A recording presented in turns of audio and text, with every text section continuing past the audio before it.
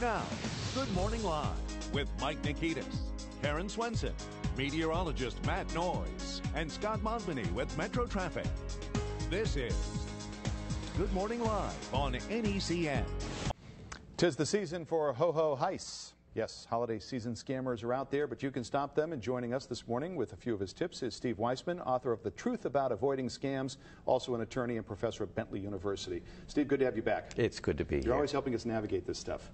All right, so as far as particularly holiday time scams, I mean, what's at the top of the list? What should we look for? Well, you know, it's a time for giving and for charities, and there are a lot of charity scams out there. Some of them, interestingly enough, are legitimate scams. You get charities that give a lot, 90%, 86 to 90% of what they collect goes to fund collection and other people for administrative fees in the charity. And so that would be a scam in terms of, you know, you're not much of your dollar is going to the charity, but exactly. It's still legal what they're doing. Yeah, and that's kind of what's bothersome. And there's a good website to go to, www.charitynavigator.org, and that'll let you know whether the website or the charity is legit and how much goes to fundraising. Also, it was William Shakespeare, not Fred Shakespeare, that said, "What's in a name?" So if you're approached by a charity, let's say, and you see the word cancer or firefighter or police in there, doesn't mean it's the one you're familiar with or a legitimate charity. Okay.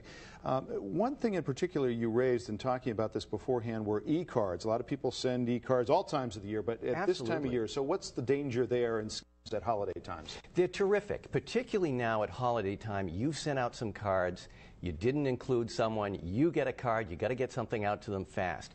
The e-cards are fun. They're easy, but they're loaded with danger. And the one thing to look for is when you get an email that says an e-card from, if it says a friend, it's not a friend, because what happens is you download the card, but what you're downloading is a keystroke logging program that can take all the information, including passwords, out of your computer, and you're in real danger. So if it has the name of a person you know, a card from Mike, that's okay.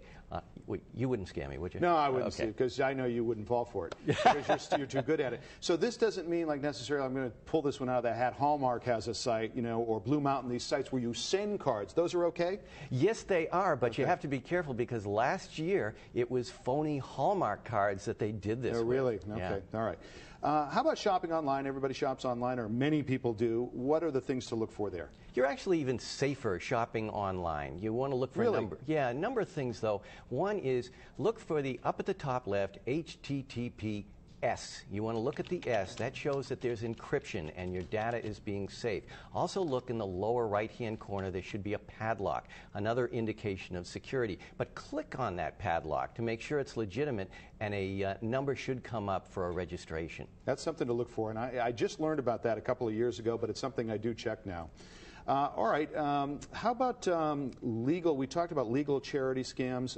You said that it's actually safer to shop online than in a store, which made me sort of think a little. Why is it safer, and what do we look for in a store, too? One of the things that's been going on a lot now is you get criminal clerks, and what they do is they take your credit card and they through quickly a device about the size of the palm of your hand called a skimmer. Takes all of the information off of your card, and then they're off to the races. At one time, it was just small-time crooks that were doing this. Now they hire people to do it, and they sell these to criminal sites online. Also, when you give a check to someone, these days you can counterfeit a check and get the information from your check to get at your account. So you're actually probably safer online than offline. Now, as far as these scanner things, I mean, the vast majority of clerks are honest folks. They're not doing this. So, I mean, is this a common I mean, is it something that you see as a problem?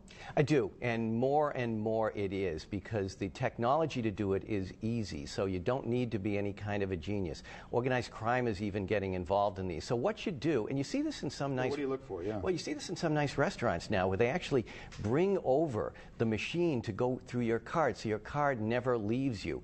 You want to try and watch your card as much as possible. It should only go through the one legitimate swipe. Well, Steve Weisman, all great stuff, author of The Truth About Avoiding Scams. Thanks so much for being here once again, Steve. Thank you. Now, the